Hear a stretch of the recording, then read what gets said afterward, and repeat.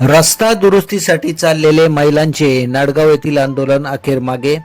महिलांची मागणी मान्य, 8 दिवसात रस्त्याचे काम सुरू होणार.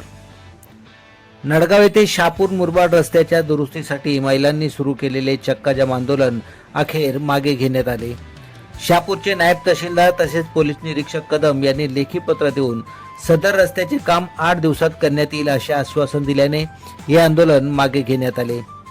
या आंदोलनाला पाठिंबा देण्यासाठी माजी आमदार पांडुरंग बरोरा यांच्यासह विविध राजकीय पक्षांचे प्रमुख पदाधिकारी उपस्थित होते. महिलांनी पुढाकार घेऊन रस्त्यावर उतरण्याचा हा शहापूर तालुक्यातील पहिलाच प्रकार होता.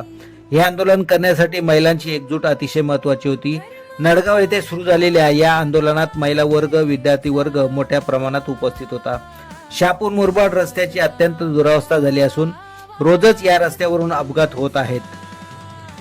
जीवितहानी होऊ नये व शासनाने वेळीच यामध्ये हस्तक्षेप करावा यासाठी नाडगाव येथे महिला रणरागिणी बनून रस्त्यावरच मंगळागौर करण्यात येईल असा आवाज त्यांनी उठवला होता. त्याप्रमाणे आज त्यांनी सकाळीच आंदोलन सुरू केले.